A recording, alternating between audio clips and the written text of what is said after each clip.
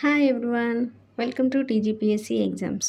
మన ప్రీవియస్ వీడియోలో అసఫ్ జాహీలు టాపిక్లోని మనం 425 బిట్ దాకా చదువుకున్నామండి. నెక్స్ట్ 426 బిట్ నుంచి ఈ వీడియోలో డిస్కస్ చేద్దాం.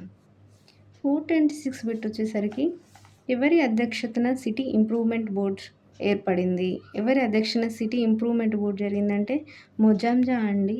ఈ మొజాంజానే మనకి ఏడవ నిజాం యొక్క రెండవ కుమారుడు. ఏ సంవత్సరంలో ఈయన సిటీ ఇంప్రూవ్మెంట్ బోర్డుకి అధ్యక్షకుడుగా ఎన్నుకోబడ్డాడు అంటే 1912 అండి. 1912. సో ఈ మొజంజా పేరు మీదనే మనకు మొజంజాహి మార్కెట్ ఏర్పాటు జరిగిందని కూడా మనం ప్రీవియస్ వీడియోలో డిస్కస్ చేసుకున్నామండి. నెక్స్ట్ బిట్ వచ్చేసరికి గండిపేట చెరువు ఏ సంవత్సరంలో నిర్మించారు అని అంటే 1912 అండి. 1912లో స్టార్ట్ చేస్తే 1920లో ఇది కంప్లీట్ అయింది. సో ఎప్పుడు స్టార్ట్ అయిందంటే 1912 అని గుర్తుంచుకోవాలండి. ఈ గండిపేట చెరువుని ఉస్మాన్ సాగర్ చెరువు అని కూడా పిలుస్తామండి.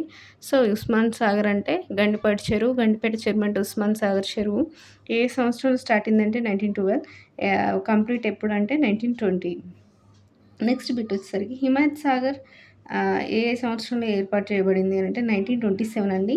బట్ స్టార్ట్ అయింది మాత్రం 1913, కంప్లీట్ అయింది 1927. ఈ హిమాయత్ సాగర్ ఏ నదిపై నిర్మించబడింది అని అంటే ఈసీ నదిపై అండి. ఏ నదిపై అంటే ఈసీ నదిపై. నెక్స్ట్ బిట్ వచ్చేసరికి వేటిని జంట జలాశయాలు అంటారు. జంట జలాశయాలు అని వేటిని అంటారంటే ఈ ఉస్మాన్ సాగర్, హిమాయత్ సాగర్ ఈ రెండింటిని కలిపి మనకి జంట జలాశయాలు అంటారండి. ఈ రెండిట్లో ఏది ఫస్ట్ అని అంటే 1912లోనే స్టార్ట్ అయింది కాబట్టి ఉస్మాన్ సాగర్ ఫస్ట్ అండి. తర్వాత 1913లో స్టార్ట్ అయినటువంటి హిమాయత్ సాగర్ సెకండ్ అండి. అండ్ దీని కంప్లీషన్ చూసినా కానీ గండిపేట 1920లో కంప్లీట్ అయితే హిమాయత్ సాగర్ 1927లో కంప్లీట్ అయిందండి. సో ఫస్ట్ ఏదంటే ఉస్మాన్ సాగర్.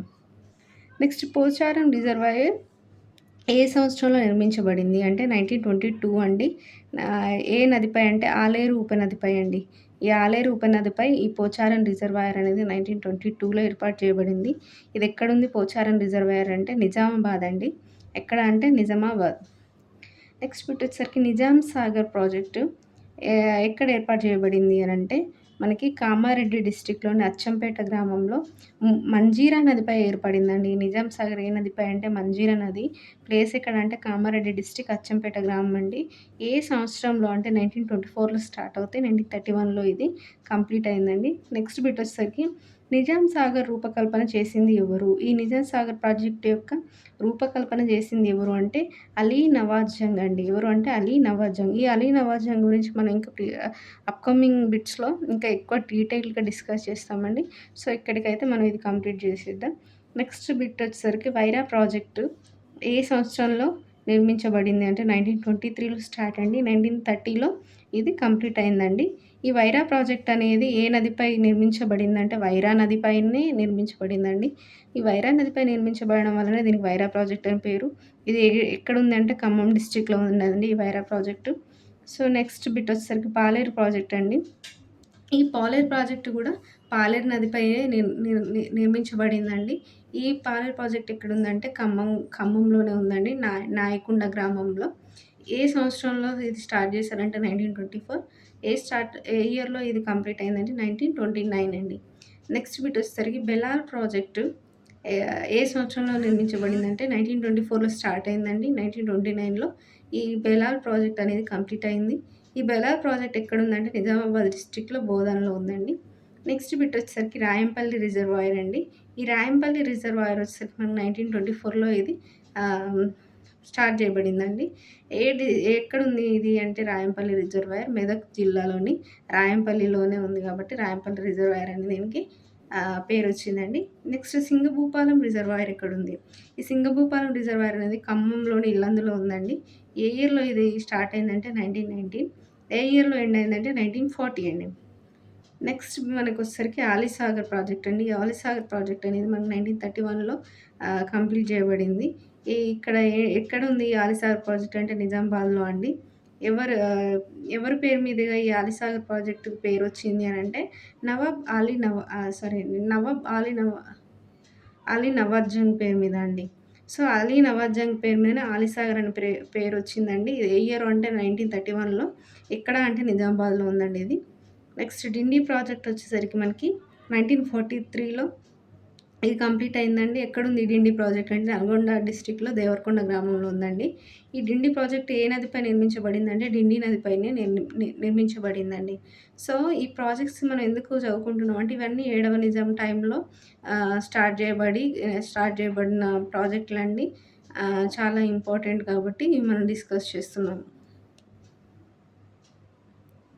మనకి నెక్స్ట్ బిట్ వచ్చేసరికి 440 అండి. 7వ నిజాం కన్నా ముందు నిర్మించిన ప్రాజెక్టులేంటి? సో, ఇప్పటివరకు మనం 7వ నిజాం టైంలో నిర్మించిన ప్రాజెక్టులు చూసుకున్నాం కదండీ! మరి 7వ నిజాం కన్నా ముందు నిర్మించిన ప్రాజెక్టులేంటంటే ముఖ్యంగా 2 అండి. ఒకటేమో గన్పూర్ ఆనకట్ట, 2 ఆసిఫ్ నగర్ ప్రాజెక్ట్ అండి. సో, ఈ గన్పూర్ ఆనకట్ట ఎక్కడుంది? ఆసిఫ్ నగర్ ప్రాజెక్ట్ ఎక్కడుంది అనేది మనం చూసుకుంటే గన్పూర్ ఆనకట్ట వచ్చేసరికి మనకి మెదక్ డిస్ట్రిక్ట్‌లో మంజీరా నదిపై నిర్మించబడిందండి గన్పూర్ ఆనకట్ట.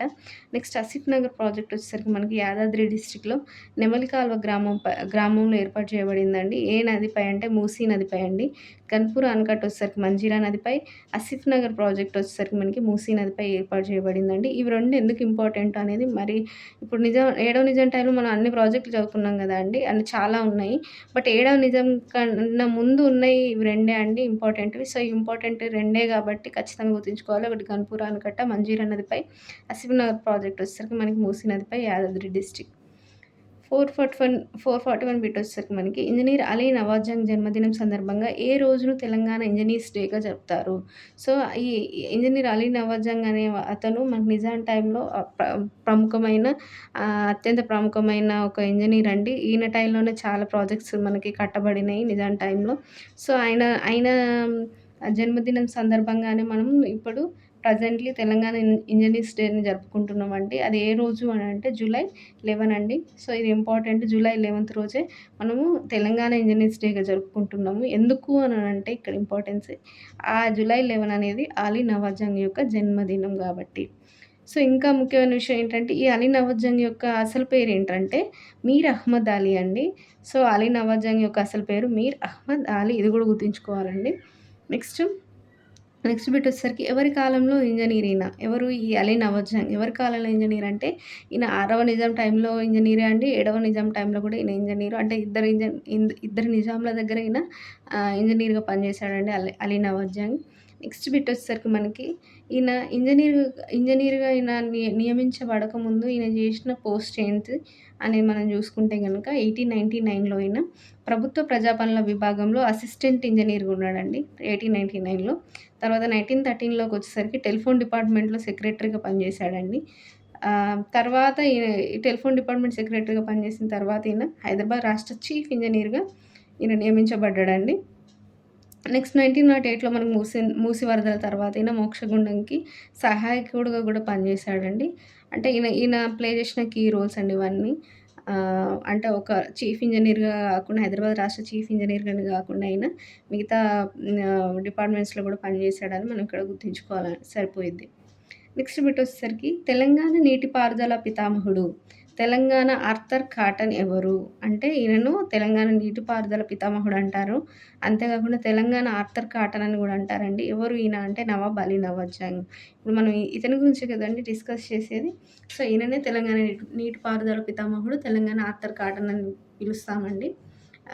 ఎందుకనంటే ఈయన టైంలోనే కదండీ మేజర్ ప్రాజెక్ట్స్ అన్నీ నీటిపారుదల ప్రాజెక్ట్స్ అన్నీ డెవలప్ అయినాయి. సో, ఈయనని తెలంగాణ నీటిపారుదల పితామహుడు. అంతేకాకుండా తెలంగాణ ఆర్థర్ కాటన్ అని కూడా పిలుస్తారు. ఈయనని ఇంకా ఏమని పిలుస్తారంటే భారీ మధ్య తరహా ప్రాజెక్టులకి ఈయనను ఆద్యుడు అని అంటారండి. అంటే భారీ మధ్య తరహా ప్రాజెక్టులకి ఈయనను ఆద్యుడు అని అంటారు. నెక్స్ట్ బిట్ వచ్చేసరికి మనకి ఇతను రూపకల్పన చేసిన ప్రాజెక్టులేంటి? మరి ఇప్పటివరకు మనం ఇన్ని ప్రాజెక్టులు డిస్కస్ చేసాం గానీ, ఇందులో ముఖ్యమైన ప్రాజెక్టులు అవి ఈ మీర్ నవాబ్ అలీ నవాజాంగ్ నిర్మించిన రూపకల్పన చేసిన ప్రాజెక్టులు ఏంటి అంటే, ఒకటి నిజాం సాగర్ అండి, next Ali Sagar, next Wyra project, తర్వాత పాలేరు ప్రాజెక్ట్, తర్వాత ఫతేనగర్ ప్రాజెక్ట్ అండి. ఈ 5 ఈయన రూపకల్పన చేసిన ప్రాజెక్టులండి. ఈయన చేసిన వాటిలలో ఇంపార్టెంట్ నిజాం సాగర్, ఆలీ సాగర్, వైరా, పాలేరు, ఫతేనగర్. నెక్స్ట్ బిట్ వచ్చేసరికి మనకి బొంబాయి ప్రెసిడెన్సీ ఆహ్, ఆహ్, బొంబాయి ప్రెసిడెన్సీ అనేది అప్పుడు ఎప్పుడంటే బ్రిటిష్ ఇండియాలో భాగం గదండీ Bombay presidency. So, Bombay presidency నుంచి గూడా ఈయనకు ఒక పిలుపొచ్చిందండి బొంబాయి ప్రెసిడెన్సీ నుండి అంటే బ్రిటిష్ ఇండియన్ గవర్నమెంట్ నుంచి. ఏమననంటే అప్పుడు సుక్కూరు బ్యారేజీ యొక్క నివేదికకి ఇతన్ని నియమించారండి. ఆ బొంబాయి ప్రెసిడెన్సీలో భాగంగా ఉన్న సుక్కూరు బ్యారేజీ. ఏ బ్యారేజ్ అంటే సుక్కూరు బ్యారేజ్ అండి.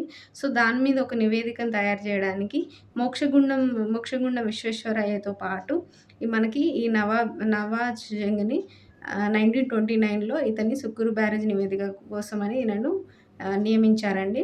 ఏ ఏ బ్యారేజ్ కోసం అంటే సుక్కూరు బ్యారేజ్ ఏ సంవత్సరం అంటే 1929 ఏ ప్రెసిడెన్సీ నుంచి ఈయనకి నియమించబడ్డాడంటే Bombay presidency under British India government. Next వచ్చేసరికి మనకి సింధు పాకిస్తాన్ ఉమ్మడి ప్రాజెక్టు ఏ నిర్మాణంలో ఇతన్ని నియమించారు. సో, సింధు పాకిస్తాన్ ఉమ్మడి ప్రాజెక్ట్ అయినటువంటి షక్కర్ ప్రాజెక్ట్ అండి. ఈ షక్కర్ ప్రాజెక్ట్‌లో ఇతన్ని నియమించారండి. ఎవరి నవాజ్ జంగ్‌ని. సో, ఈయన షక్కర్ ప్రాజెక్ట్ నిర్మాణంలో పాలు పంచుకున్నాడు అనేది గుర్తుంచుకోవాలి.